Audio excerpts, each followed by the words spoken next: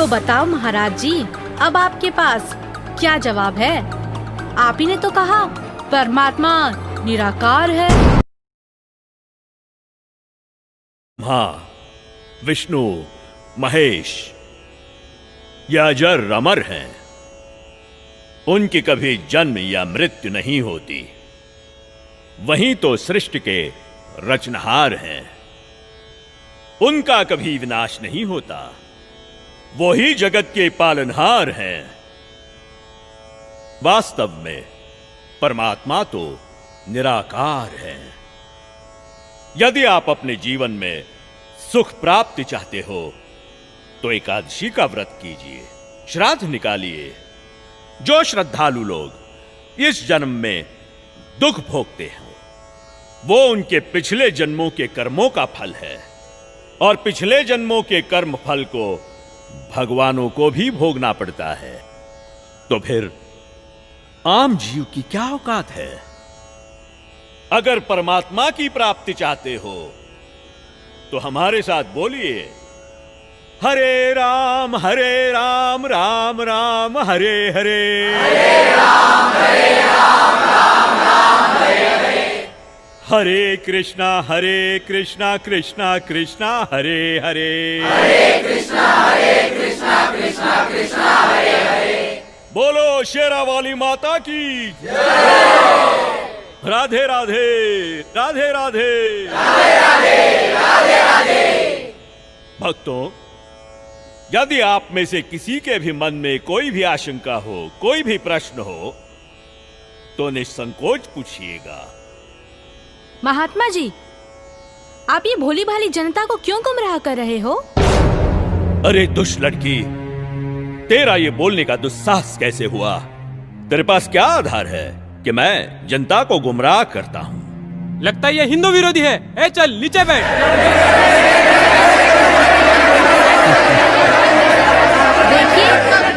देखिए, हमारी इसी सोच की वजह से इन धर्मगुरुओं ने हमें गलत दिशा प्रदान की है। मैं भी हिंदू धर्म की हूँ और मैं अपने धर्म को श्रेष्ठ मानती हूँ। दरअसल पाखंड केवल हिंदू धर्म में ही नहीं बल्कि मुस्लिम धर्म तथा अन्य धर्मों पर भी चरम सीमा पर है।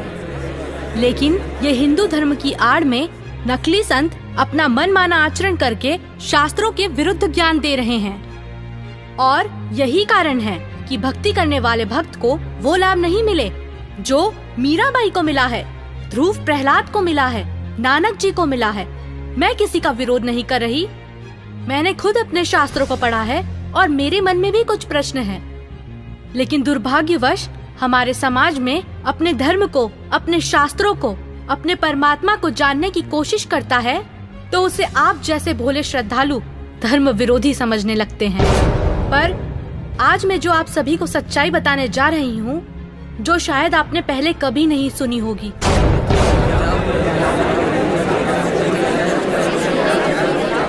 ज्यादा बात मत बना लड़के। तेरे पास क्या प्रमाण है? बताती क्यों नहीं? महात्मा जी, थोड़ा धीरज रखिए और सुनिए। आप ही ने तो कहा था ब्रह्मा विष्णु महेश अजर अमर हैं, उनका कभी विनाश नहीं होता, वही सृष्टि के रचनाहार हैं। मैंने टीवी पर एक संत रामपाल जी का सत्संग सुना, उसी से पता चला। पता है उन्होंने क्या कहा? रुकिए एक मिनट, अभी बताती हूँ।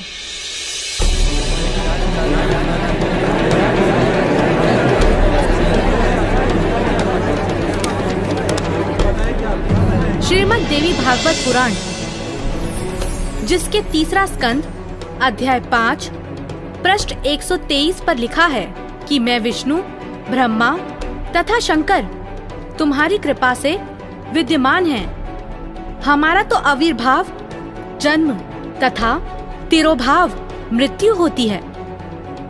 हम नित्य अविनाशी नहीं हैं। श्रीमद् भागवत महापुराण तीसरा स्कंद अध्याय 4 पृष्ठ 10 श्लोक 42 पर लिखा है, हे मात ब्रह्मा, मैं तथा शिव तुम्हारे ही प्रभाव से जन्मवान हैं, नित्य नहीं है, अर्थात हम अविनाशी नहीं हैं। ये श्रीमद् देवी भागवत देखिएगा। सचित्र मोटा टाइप हिंदी, गीता प्रेस गोरखपुर से प्रकाशित है और परमात्मा चाहने वाले हिंदुओं के घरों पर लगभग रखी पाओगी। ये है संक्षिप्त श्रीमद् देवी भागवत सचित्र मोटा टाइप केवल हिंदी। प्रकाशक हैं हनुमान प्रसाद पोदार चमनलाल गोस्वामी और गीता प्रेस गोरखपुर से प्रकाशित है। 123 पृष्ठ, तीसरा स्कंद, संक्षिप्त देवी भागवत। तुम शुद्ध स्वरूपा हो, यह सारा संसार तुम ही से उद्भासित हो रहा है। मैं ब्रह्मा और शंकर हम सभी तुम्हारी कृपा से विद्यमान हैं। हमारा आविर्भाव माने जन्म, तिरोभाव माने मृत्यु हुआ करता है। हमारा तो जन्म मृत्यु होता है, केवल तुम ही नित्य हो, जगत जननी हो, प्रकृति और सनातनी देवी हो। अब ये क्या सिद्ध हो गया इस थोड़ी सी पंक्तियों में?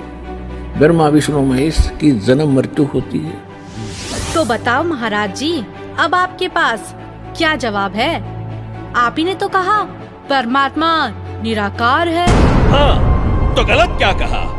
परमात्मा तो निराकार ही है और यही हमारे वेद शास्त्र कहते हैं। महात्मा जी, आप बिल्कुल झूठ बोल रहे हैं। शास्त्रों में कहीं नहीं लिखा कि परमात्मा निराकार है। शास्त्रों में क्या लिखा है ये मैं आपको बताती हूँ, जो कि मुझे संत जी के प्रवचनों द्वारा पता चला। अब ऋग्वेद मंडल नंबर 9 सूक्त 82 में कति कंसेप्ट क्लियर हो जाएगा। ऋग्वेद मंडल नंबर 9 सूक्त 82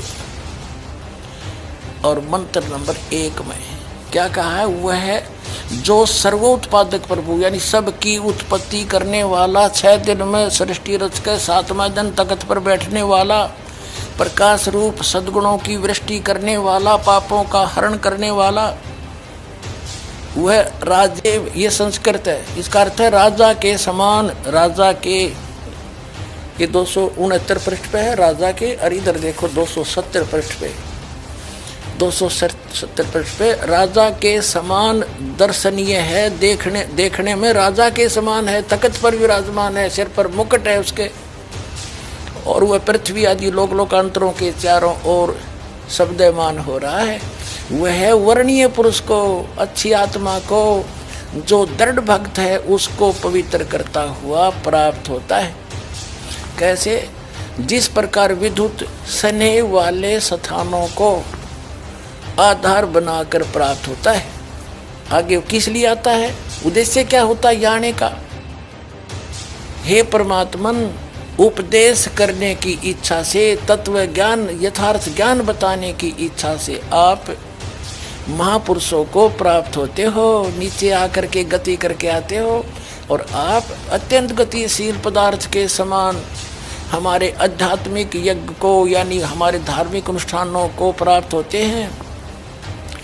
आप कबीर देव हैं, आप अल्लाहु अकबर हैं, शुद्ध स्वरूप हैं, आप पाक हैं, पवित्र हैं। हमारे पापों को दूर करके हे अमर परमात्मा सोम आप हमको सुख दे। हो गया सिद्ध।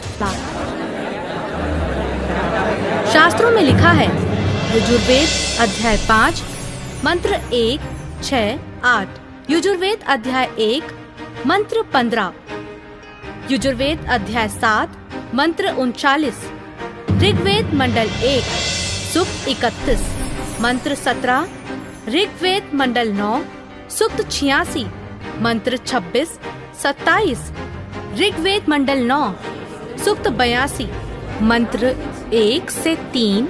इसमें ये लिखा है कि परमात्मा साकार है, और यही पवित्र कुरान शरीफ और पवित्र बाइबल सिद्ध करते हैं। यह है पवित्र बाइबल, संपूर्ण जीवन अध्ययन बाइबल। प्रबंधक संपादक डेविड स्टुअर्ट, अंग्रेजी प्रधान संपादक Donald C Stamms, MA MDV, संयुक्त संपादक ये सारे इनका ये यहाँ से छपाई देखो। जेनेसिस माने सृष्टि, जेनेसिस 1, ये 4 पृष्ठ पे उत्पत्ति यहाँ से आरंभ होती है। प्रथम आदि में परमेश्वर ने आकाश और पृथ्वी की सृष्टि की, ये पहला दिन था। इस प्रकार ये पहला दिन हो गया।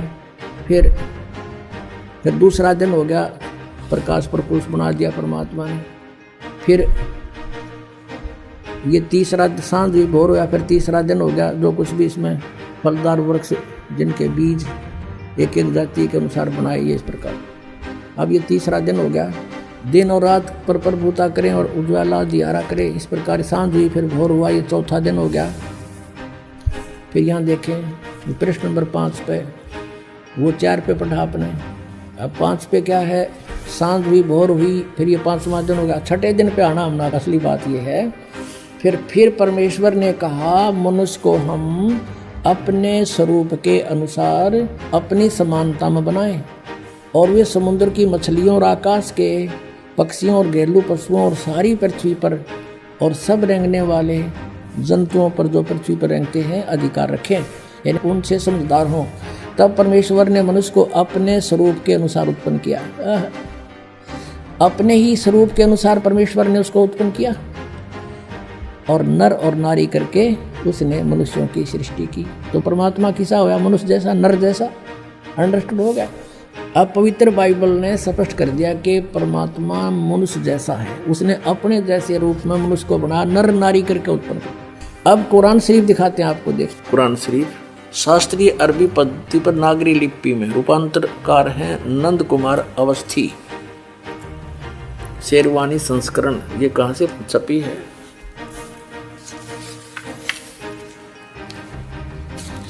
ये वही लिखा कि वो इस्लामी किताब, इसमें कोई संदेह की गुंजाइश नहीं है।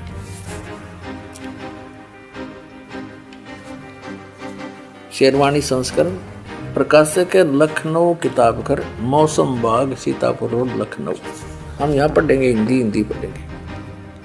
सूरत फुरकानी 25 607 पृष्ठ पे यहाँ देखिए 59 नंबर आयत में, सूरत फुरकानी 25 में, जिसने आसमान और जमीन और जो कुछ उनके बीच में है सबको 6 दिन में पैदा किया और फिर तख्त पर जा विराजा। अब इससे सिद्ध हो गया कि दोनों पवित्र सदग्रंथों ने रल मिलकर ये सिद्ध कर दिया कि परमात्मा मनुष्य जैसे शरीर युक्त है, मनुष्य जैसा साकार है। महात्मा जी, आपने ये भी झूठ कहा है कि श्राद्ध निकालने, व्रत करने से सुख और मुक्ति मिलती है, जबकि संत जी के प्रवचनों से सुना है कि गीता अध्याय 9 के श्लोक 25 में कहा है, पितरों को पूजने वाले पितरों को प्राप्त होते हैं, भूतों को पूजने वाले, पिंड दान करने वाले भूतों को प्राप्त होते हैं, अर्थात भूत बन जाते हैं। गीता अध्याय 6 श्लोक 16 में लिखा है कि हे अर्जुन, ये योग ना तो अधिक खाने वाले का, ना बिल्कुल ना खाने वाले का, ना अधिक जागने वाले का, ना अधिक शयन करने वाले का, और ना ही एक स्थान पर बैठकर साधना करने वाले का सिद्ध होता है।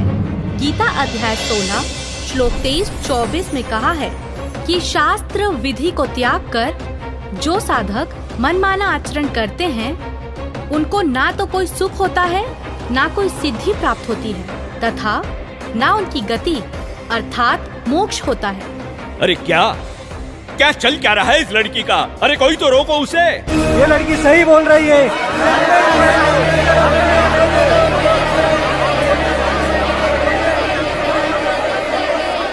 और हद तो तब हो गई बाबा जी, जब आपने कहा परमात्मा पाप नहीं काटते, कर्म का भोग तो भोगना ही पड़ता है, चाहे कितनी ही भक्ति कर लो।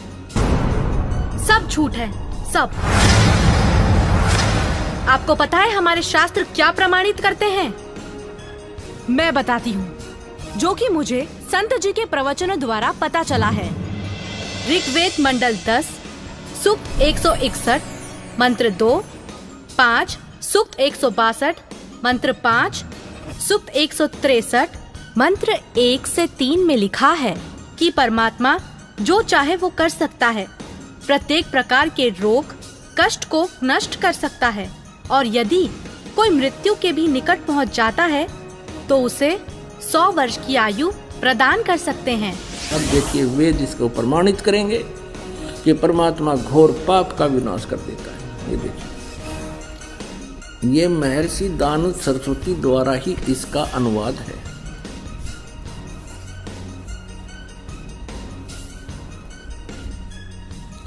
प्रकाशक हैं सार्वदेशिक आर्य प्रतिनिधि सभा 2/5 महर्षि भवन रामलीला मैदान नई दिल्ली से।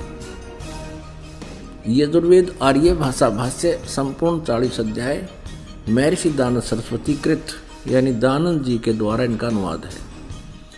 मुद्रक हैं Prince offset printers 1510 Pataudi house Daryaganj नई दिल्ली से।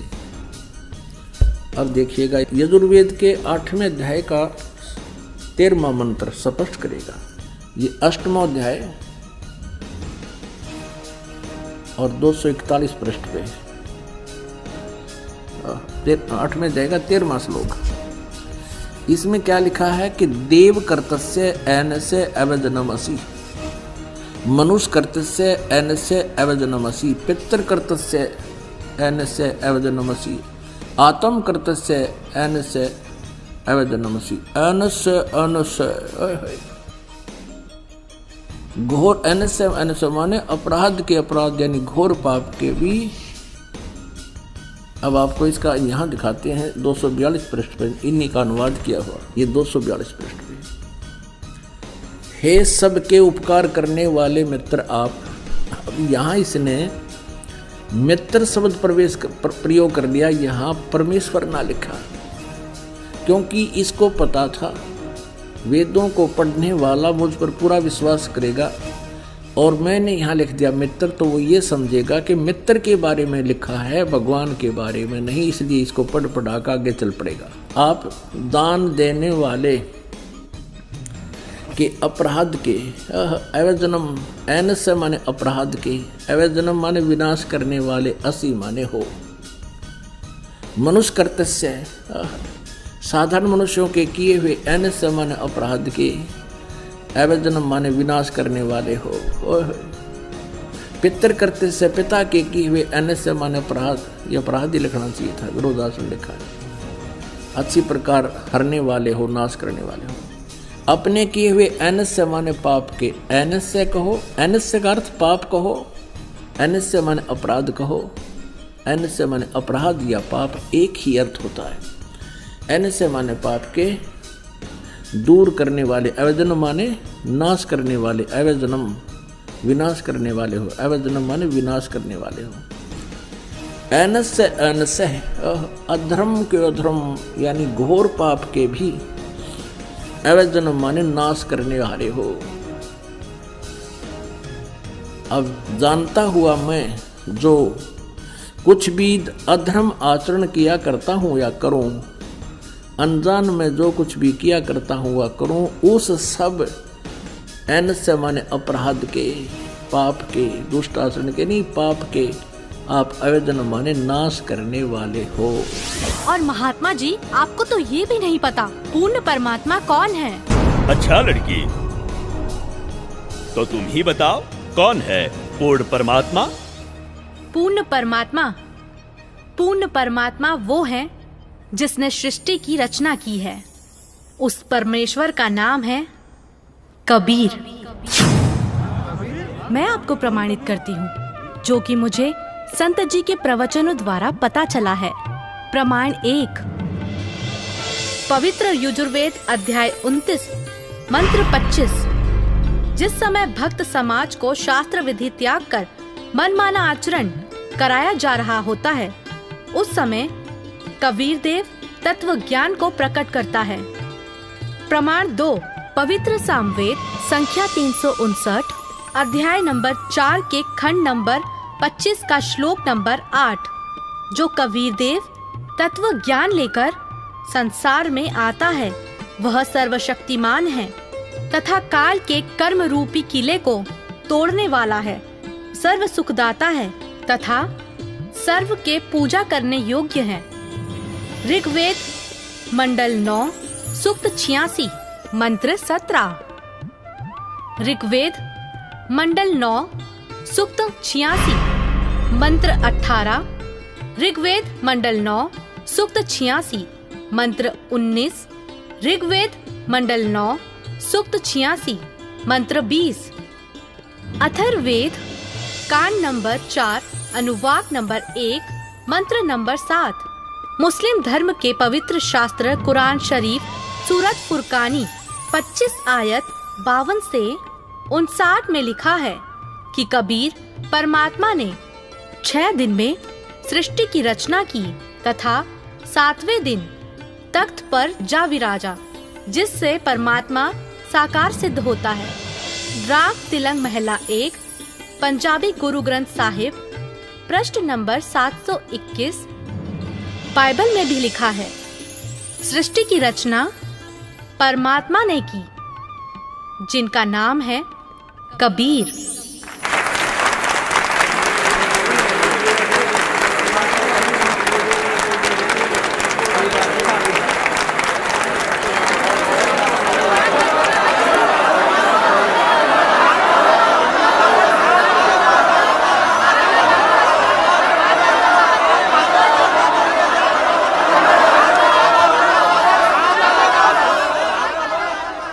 बहन, माफ करना, मुझसे गलती हो गई। असल में हिंदू विरोधी तो ये नकली संत है जो हमें शास्त्रों के विरुद्ध भक्ति बता रहा है। आपने तो हमारी आंखें खोल दी। बहुत बहुत धन्यवाद आपका। धन्यवाद तो संत रामपाल जी महाराज का कीजिए, जिन्होंने इस अनमोल ज्ञान को भक्त समाज को समझाया है। उन्हीं के ही तो टीवी चैनल पर सत्संगों को सुनकर मैंने इस अनमोल ज्ञान को प्राप्त किया है। हर रोज टीवी पर सैकड़ों बाबा आते हैं, लेकिन सही भक्ति तो संत रामपाल जी महाराज ही बताते हैं। तो बोलो संत रामपाल जी महाराज की जय। संत रामपाल जी महाराज की जय। संत रामपाल जी महाराज की जय। आओ सब मिलकर जागरूकता लाए, पाखंड और अंधविश्वास को जड़ से मिटाए। अंधश्रद्धा भक्ति मानव जीवन के लिए बेहद खतरनाक है। शिक्षित समाज से निवेदन है कि नकली और शास्त्र विरुद्ध साधना बताने वाले धर्म गुरुओं से बचे तथा नकली धर्म गुरु का विरोध करे। सभी धर्मों में पाखंडवाद चरम सीमा पर है। समाज को चाहिए कि गलत साधना बताने वाले धर्म गुरुओं का डटकर विरोध करे। पुस्तक अंधश्रद्धा भक्ति खतराए जान को पढ़े। हमारे इस वेबसाइट पर जाकर इस पुस्तक को निःशुल्क पाए, या फिर आपका पूरा नाम, पता और फोन नंबर इन नंबरों पर SMS करें। अवश्य देखिए जगतगुरु तत्वदर्शी संत रामपाल जी महाराज के मंगलमय प्रवचन हर रोज इन चैनलों पर। सोशल मीडिया पर हमसे जुड़ने के लिए लाइक, सब्सक्राइब और फॉलो जरूर करें।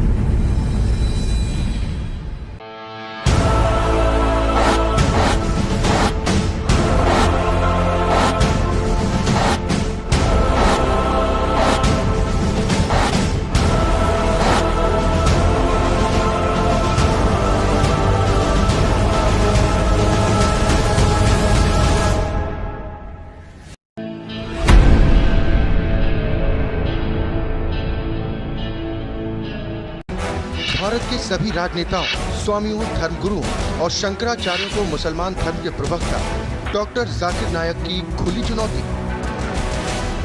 ये चैलेंज है, कोई भी शख्स हिंदुस्तान में हो, मिनिस्टर हों दो, कोई भी स्वामी हों दो, कोई भी शंकराचार्य हों दो, इंशाल्लाह मैं तालिबे इल्म हूँ इस्लाम और दीगर मज़हब का। मैं तस्लीम करता हूँ कि डिबेट होना चाहिए। मैं उनसे डिस्कशन करता हूँ, अगर मुझे गलत साबित करो मैं बदलने को तैयार हूँ। ये मुसलमान की जबान है, हम जब जबान देते हैं उसका पालन करते हैं। संत रामपाल जी महाराज ने स्वीकार की मुस्लिम धर्म प्रवक्ता डॉक्टर जाकिर नायक की चुनौती। मुस्लिम धर्म प्रवक्ता डॉक्टर जाकिर नायक हैं दादर आमंत्रित, जब चाहे कर सकते हैं संत रामपाल जी महाराज के साथ ज्ञान चर्चा।